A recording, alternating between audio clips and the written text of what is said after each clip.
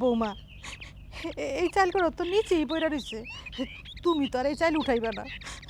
আমার মাইয়া জামাইরা 2 দিন ধরে তো কিচ্ছু খায় নাই। দরকার পড়লে এই চাল আমি কুত্তারে খাওয়ামু, তারপরও না আপনার এই মাইয়ারে আমি দিব না। আর নাহার, শেষবারের মতো তোরে আমি কই দিতেছি, তোর এই চেহারা নিয়ে না আমার বাড়িতে আর আবি না। আর এইসব মায়া কান্না অন্য জায়গায় দিয়ে দেখাস, আমার সামনে মায়া কান্না দিয়ে না গলাইতে পারবি না আমারে। আর হ্যাঁ বাইরা মা, বাইরা বাইরা আমার বাড়ি থেকে।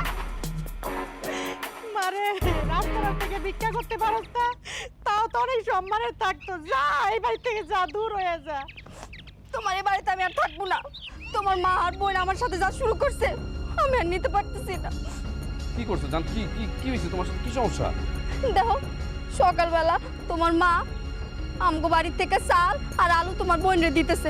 তুমি কাউ 2 দিন পর কেন ভাল লাগে? আমি একটু কইছি, আমার কতগুলো কথা শুনাই দিছে। বুঝতে পারছি। এই নাহার, আজকের পর থেকে তুই আমার বাড়িতে আর কোনোদিন আসবি না।